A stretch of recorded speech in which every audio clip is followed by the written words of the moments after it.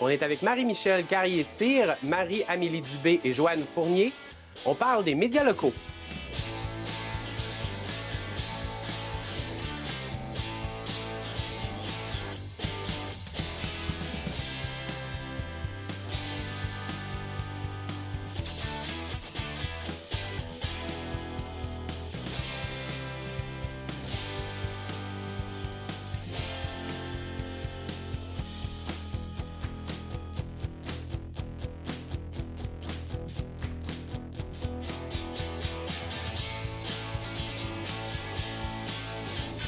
On en entend parler fréquemment. Les médias ont traversé plusieurs tempêtes.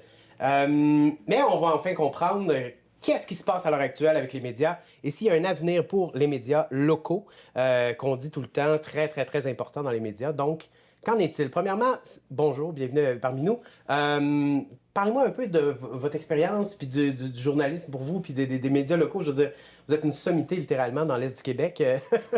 Donc, comment ça a commencé votre carrière et puis où est-ce que vous êtes rendu maintenant? J'ai commencé quand même assez jeune, après baccalauréat en communication, journalisme, à l'Université Laval, certificat en sciences politiques à l'UQAM. Je me suis retrouvée à revenir dans ma région natale, moi, je suis native de Saint-Anne-des-Monts, OK. en Haute-Gaspésie. Alors, mon beau-frère avait un peu comme parti un projet pour fonder un journal, un hebdo, parce que la Haute-Gaspésie n'avait pas son propre hebdo. Elle était couverte par la Voix gaspésienne de Matane. Fait que j'ai commencé en 1986 vraiment de façon professionnelle dans le métier. Et ensuite, je suis retournée vers Québec. Là, j'ai travaillé un peu pour la radio, CHRC, etc. J'ai quitté un peu le monde du journalisme quand même pendant une dizaine d'années. Je suis revenue. Quand je suis revenue en région, j'ai comme créé ma propre job en devenant journaliste, photographe indépendante. Alors là, depuis plus de 14 ans, je suis correspondante pour Le Soleil, pour tout le Bas-Saint-Laurent et les Îles-de-la-Madeleine. J'ai un tout petit territoire. Et j'écris aussi quand je ne suis pas trop paresseuse, là, mais en tout cas, j'essaie de pas l'être. J'écris également pour Pêche Impact. Comme son nom l'indique, c'est spécialisé dans les pêches et l'aquaculture. Fait que la Gaspésienne que je suis ne pouvait pas s'empêcher d'écrire là-dessus.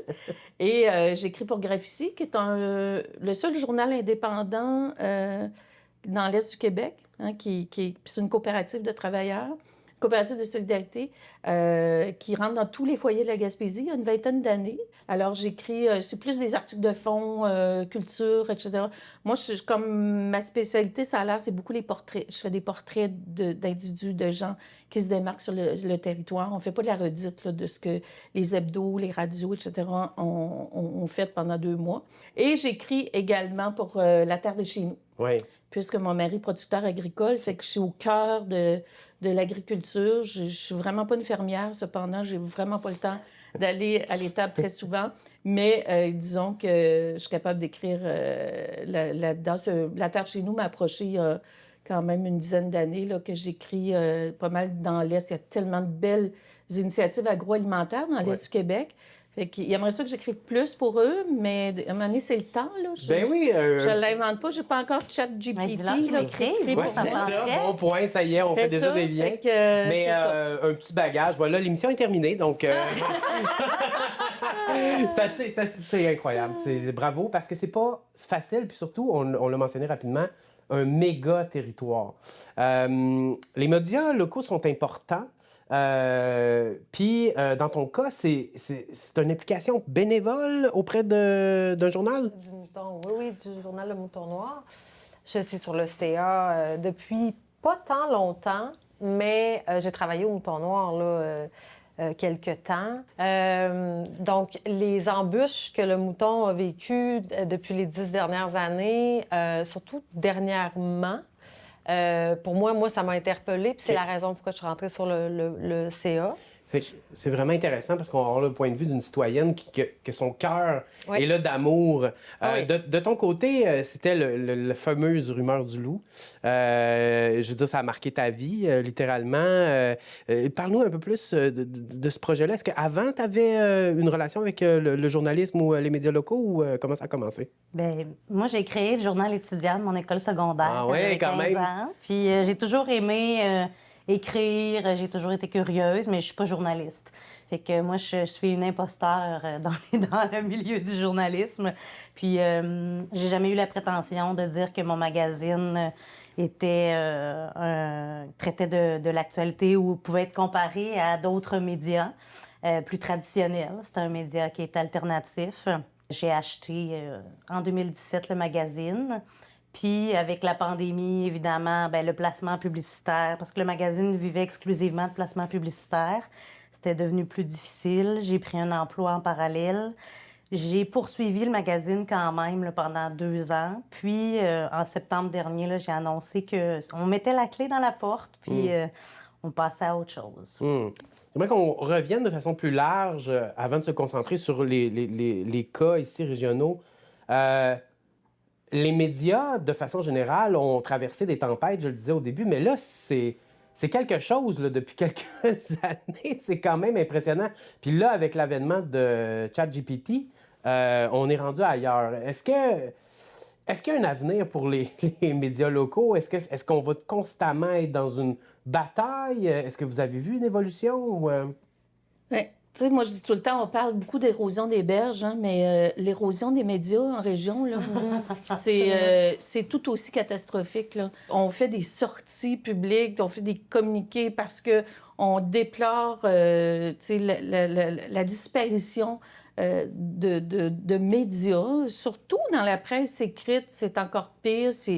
C'est vraiment, la presse écrite est vraiment la pire victime là, de l'extinction de voix, que j'appellerais. Là. Vous pouvez vraiment, parce que c'est des voix qui s'éteignent. Hein, c'est des morceaux de démocratie, parce que chaque média contribue à informer la population. C'est des sources différentes, des voix différentes. Tu sais, quand René Lévesque, quand il disait être informé, c'est être libre. C'était vrai, tu sais, c'est vrai, parce que plus on est informé, plus on est libre, plus la démocratie se porte mieux. Alors là, on voit vraiment de plus en plus une érosion, tu sais, de ces médias-là, puis surtout la presse écrite. La radio se porte quand même pas si mal, parce que c'est pas la même expérience, hein? Quand on écoute la radio, on peut faire d'autres choses. T'as toujours la radio indépendante. Moi, je conduis la radio tout le long. On peut faire du ménage sur la radio. Ce qui fait que les revenus publicitaires sont pas... Ça va pas si mal. Après ça, c'est la télé, où ça a baissé quand même, mais la presse écrite, c'est vraiment... mais la presse indépendante aussi, qui est très, très, très importante par rapport au fait que, en tout cas, pour moi, la presse indépendante, c'est la voix du citoyen. C'est ce qui va couvrir tout ce qui est municipal, tout ce qui est même scolaire, ce qui est même, tu sais, ça va couvrir tellement de choses. Je pense que les gens vont toujours avoir besoin de prendre la parole. Oui. Et peut-être qu'ils le feront différemment. Oui. C'est clair que moi, je suis passée de l'autre côté. Mais par le biais de, mettons, des réseaux sociaux.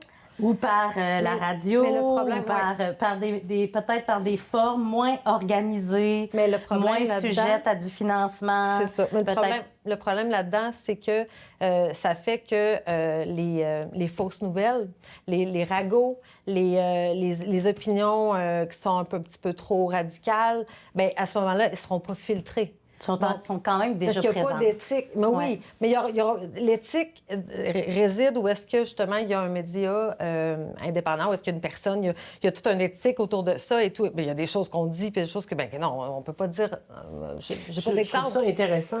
J'aimerais ça savoir, justement, quand est-ce que ça a commencé? Quand est-ce que vous l'avez senti, la drop? C'est-tu dans les années 2000, le début de l'Internet, ou vraiment les médias sociaux, ça a comme vraiment donné un gros coup de hache? Ou y a-t-il un moment, une année, où est-ce que vous avez dit, OK, là, vraiment, là, on vient de... Bien, ça s'est fait progressivement, mais j'avoue que depuis l'avènement des réseaux sociaux, où les gens peuvent acheter de la publicité, puis qu'on leur dit, bien, acheter de la publicité ciblée. Autrement dit, donc, quand on est une entreprise, puis qu'on veut se faire voir par la population, on veut attirer l'attention des gens, on avait traditionnellement, les médias traditionnels, la radio, la télé, les journaux. Mais à partir de l'avènement des médias sociaux, ce que ça permet, c'est d'avoir ce que ça permet à la personne qui achète la publicité, c'est d'avoir les données très, très, très précises de combien de femmes, combien d'hommes, de quel âge à quel âge. Donc, des données qui vont s'adapter peut-être mieux à leur clientèle, à la clientèle recherchée.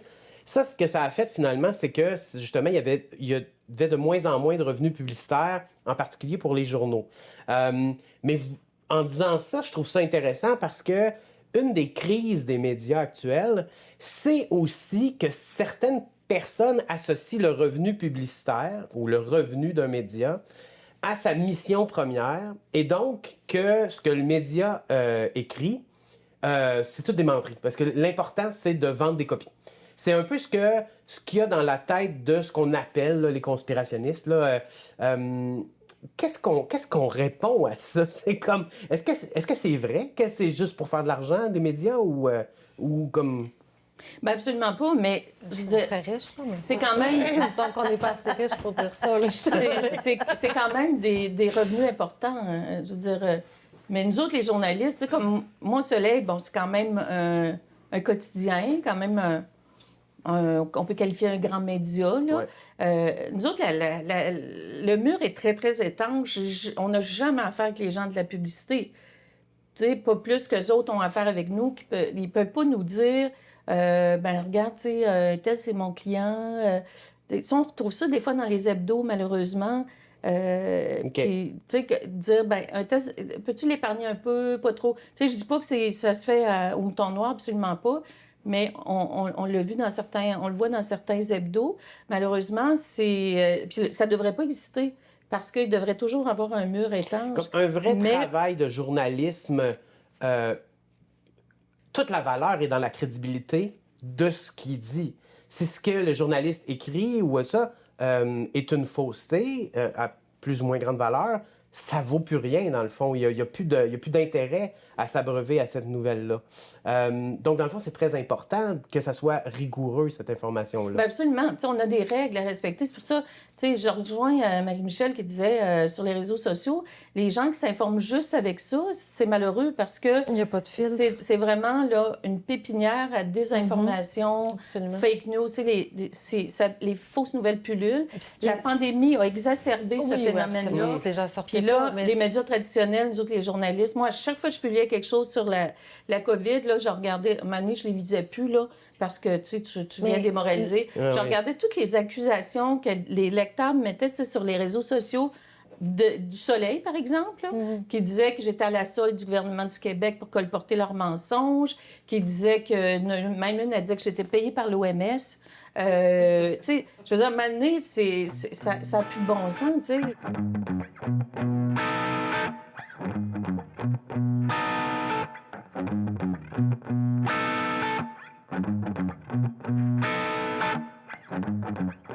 C'est important, les médias locaux, parce que moi, j'aime ça voir des histoires locales. Parce que je veux savoir qu'est-ce qui se passe dans ma ville, tu comprends? Dans une petite ville, là, le gossip, il part vite, là. Tu veux pas être le dernier à savoir que le chat, Tigri, là, il s'est fait sauver par Paul, le gars que t'as un kick dessus depuis le secondaire, puis tu n'en as même pas entendu parler. Qui c'est qui a gagné la compétition de manger des tartes?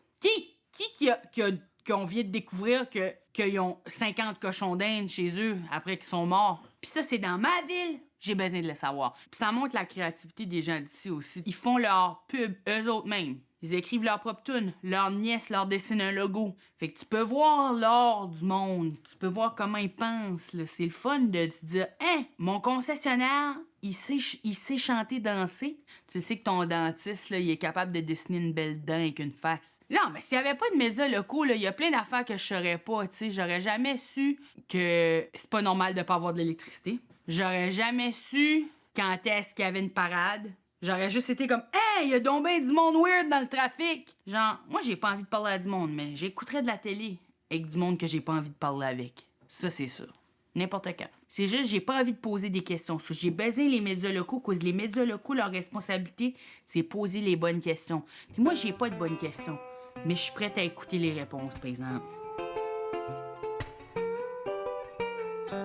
Puis le journal Le Mouton Noir, c'est un journal qui a un parti pris vers une certaine gauche ou... Ben, peut-être, mais c'est surtout... à la base, Le Mouton Noir a été créé il y a plusieurs années. Ça va faire 30 ans, là, en 2025.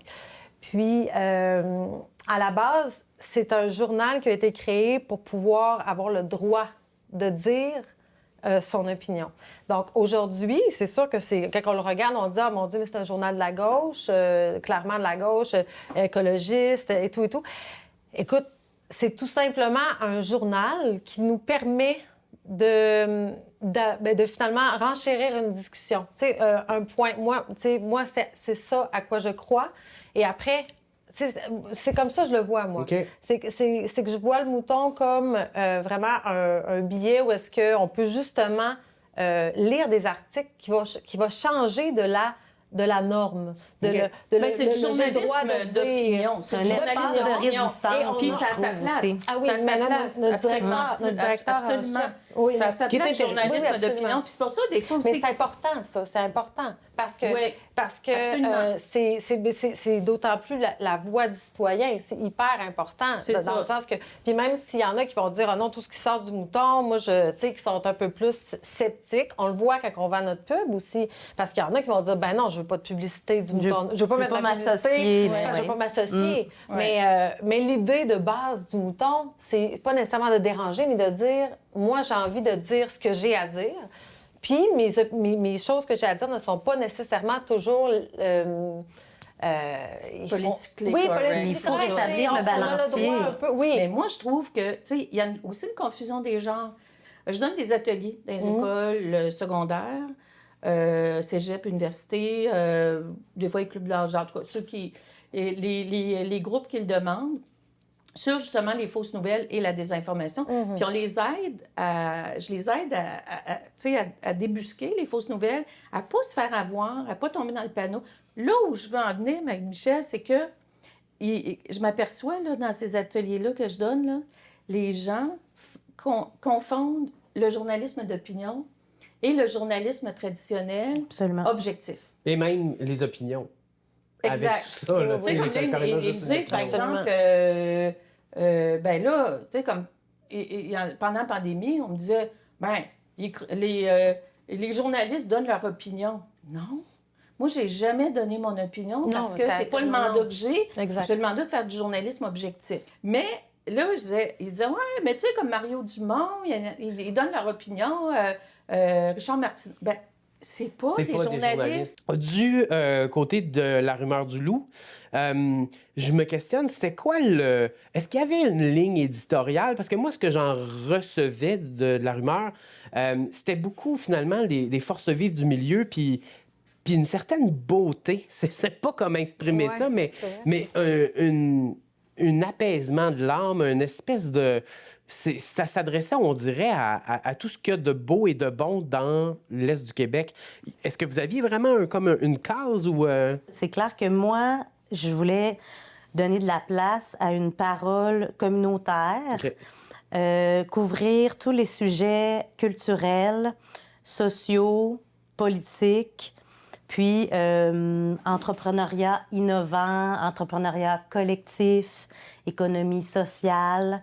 Donc, c'est clair que des gens qui m'approchaient pour peut-être parler d'un souper spaghetti pour telle organisation, bien, je leur disais que c'était pas la place dans mon magazine, Ouais. mais je les envoyais gentiment vers un hebdo local qui allait certainement vouloir les publier. Donc, effectivement, j'essayais de contrôler le plus possible qu'est-ce qu'on diffusait. Y avait-il un objectif comme plus défini ou c'était plus au feeling ou comment ça fonctionnait? Il y a plein de choses qui gèrent. Premièrement, bien, il faut payer les ressources. Ouais, Je veux OK, dire, c'est faut ça, qu'il y ait- la il faut première quand affaire. même... Ben, non, ben, c'est pas la première, mais tu sais, ça en fait partie d'un... Tu sais, juste imprimer un magazine, là, c'est un minimum 10 000 par mois, là. Tu sais, Ouais, hein? fait que de la publicité, là, il faut que tu en vendes, Ouais, ouais, tu sais. ouais. Puis après ça, ben c'est 2 graphistes, c'est 2 réviseurs, c'est quelqu'un qui fait la mise en ligne web, qui gère les réseaux sociaux. C'est toi, comme personne qui gère le magazine,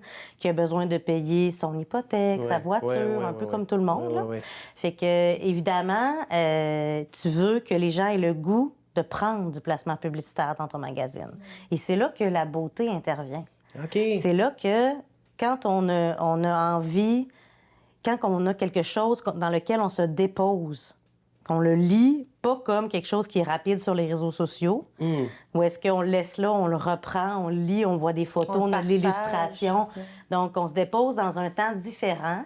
Et je pense que pour plusieurs personnes qui prenaient du placement publicitaire dans la rumeur, ils se retrouvaient là-dedans. Mais n'empêche, les médias meurent en région constamment et renaissent sous d'autres noms ou avec d'autres personnes. Ou, Ah, la radio est intéressée, c'est intéressant. On en profite. Mais je veux savoir, tu sais, il y a des initiatives là, qui ont sorti de journaux un peu plus web avec une visée un peu plus médias sociaux. Donc, c'est un peu plus là-dessus qu'on espère enligner la nouvelle. Est-ce qu'il y a des dangers? Est-ce qu'il y a un avenir pour ça? Dans le sens où, là, avec l'avènement de l'intelligence artificielle et de l'écriture... Bon, ça représente une bonne nouvelle d'une certaine façon parce qu'on peut produire peut-être des textes un peu plus vite, mais... Est-ce que la qualité... Ouais, c'est ça. c'est ça. C'est un peu comme dire un commentaire à quelqu'un. On s'en va, là, est-ce qu'il y a un avenir pour les médias locaux, là? Moi, je suis une sempiternelle optimiste, là. Fait que je crois que oui. Je continue à croire, peut-être que j'ai des lunettes roses, mais que les gens ont toujours besoin d'une information vérifiée, des vérifications de faits, avec des vraies sources journalistiques, une objectivité, des médias traditionnels, puis qui ont besoin de s'informer auprès de ces médias-là. Ça peut paraître inquiétant, mais en même temps, le robot va-t-il pouvoir écrire des textes avec une certaine sensibilité, Moi, j'ai déjà écrit des articles pour des gens qui ne savaient pas écrire. C'était leur voix que j'ai portée dans le magazine. Puis, il était distribué gratuitement aussi. C'est pas tout le monde qui a accès à Facebook, à Internet, qui a accès à se payer un journal. C'était ça aussi, la rumeur. C'était toute cette dimension-là inclusive, accessible pour tous, pour les plus vulnérables. Puis, on est dans une région où est-ce que y a quand même beaucoup d'écart entre les différentes classes. Puis pour moi, c'était comme un acte de résistance, puis donner le droit à ces gens-là aussi de prendre la parole, mais aussi d'avoir accès à la culture, d'avoir accès à la beauté aussi. Tu sais, fait qu'effectivement, c'est triste. J'aime ça. Oui, mais j'aime ça comment tu penses. Mais moi, je suis confiante. Moi, je pense qu'on est des amis. Oui. Bon. mais moi, je suis confiante que... qu'il y a autre chose qui va naître. De plus en plus, on voit apparaître des labs, des médias labs, où est-ce que les jeunes peuvent aller prendre la parole, créer des contenus. Et je souhaite que le papier ne disparaisse pas, c'est clair. Parce que pour moi, il va toujours avoir besoin de gens qui vont avoir besoin de lire, de toucher, de sentir, de prendre du temps. Puis le numérique, c'est complètement différent. On a besoin des deux dans nos vies, à mon avis. Puis je pense pas que les médias locaux vont disparaître parce qu'il va toujours y avoir des gens qui vont avoir besoin de prendre la parole. Financièrement, c'est quand même difficile pour beaucoup. Ça, c'est clair, mais je pense qu'on est ingénieux puis on est de plus en plus dans du financement collectif. Puis il y a de plus en plus d'enveloppes disponibles pour financer des projets citoyens, des projets collaboratifs. Je vous remercie beaucoup d'avoir pris le temps de parler des médias régionaux avec nous. C'est malheureusement tout le temps qu'on avait, mais clairement, c'est un sujet qu'on aura à reprendre. On peut faire une deuxième... Mais c'est ça, merci. Merci bien. Merci. Merci à toi. Très agréable.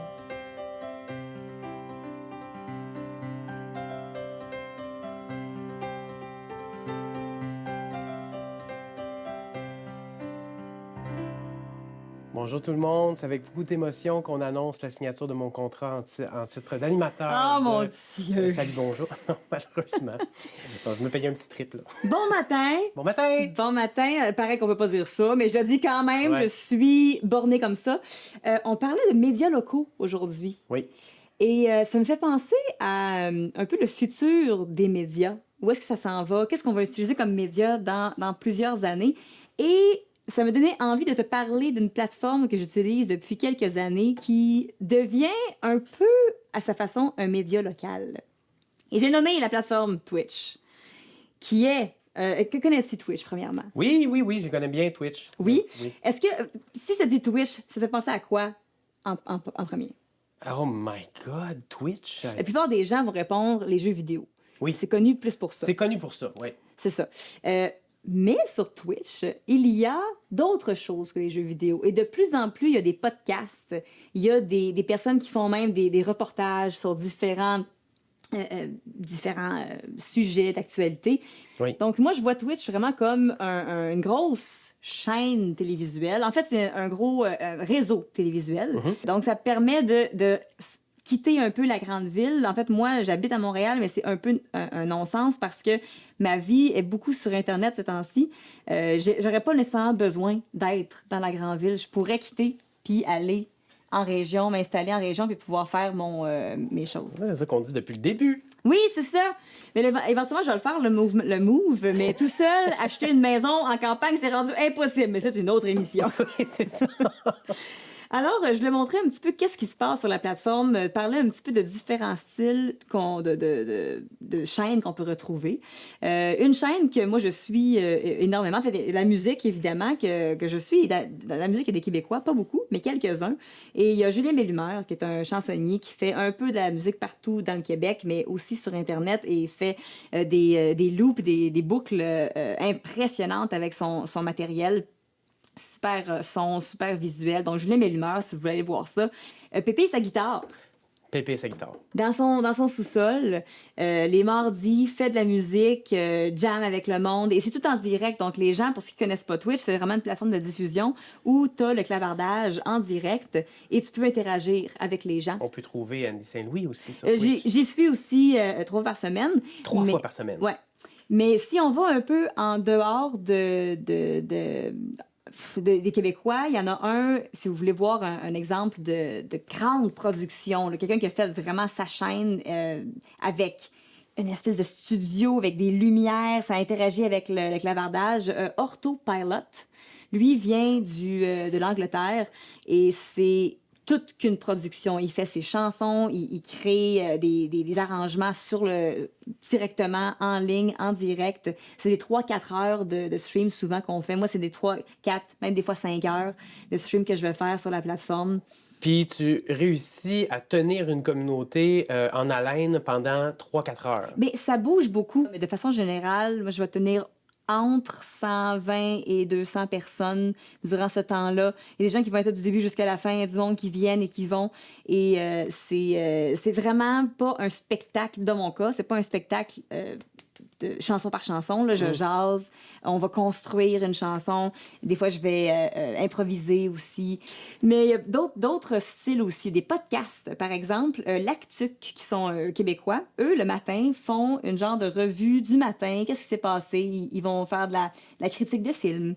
Ils vont discuter un petit peu des nouvelles du matin. Puis c'est vraiment, tu prends ton café, puis t'écoutes l'Actuc. C'est un regroupement qui... ils sont plusieurs personnes, puis eux font leur podcast le matin. Ça me donne des idées. J'ai comme l'idée d'un magazine là, culturel qui pourrait explorer les richesses de l'Est du Québec. Je pourrais appeler ça genre Hôtel Central ou quelque chose comme ça. Ça pourrait faire un grand succès sur le web. Sur le web. On va les amener, les gens. Mais non, c'est sur la chaîne TELUS Ma Communauté. Mais écoute, si ça fait découvrir aux médias locaux et à d'autres personnes différentes façons d'exploiter l'art, je sens que ça peut ouvrir les horizons de bien des personnes. Absolument. De toute façon, je suis avec la plus grande vedette de Twitch, alors. Ah, la plus grande vedette de... Ben, t'es pas super grande, en tout cas. Non, c'est ça, T'es grande. à 5 pieds. Ouais.